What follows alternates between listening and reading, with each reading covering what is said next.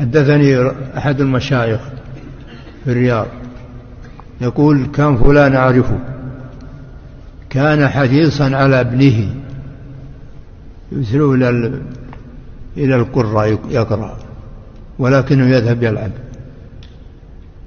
يقولوا يتتابعوا.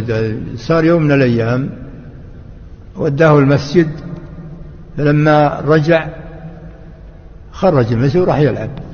خرج من البيت يقول وراه يلعب مع الأولاد. رجع البيت وجاب عصا صار يضربه لما انكسر العصا. لما انكسر رصع الولد رأسه قال والله ما أقرأ والله ما أقرأ.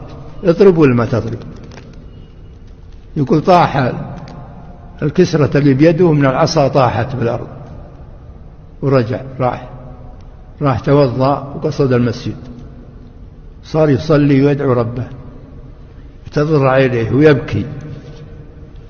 ما درى إلا الولد دخل وخذ المصحف ويقرأ. قبل ايش اللي جاء؟ قال والله ما أدري كان شيء قلت أرجد كذا وقلت بقرأ خلاص أنا الحين بقرأ دائما.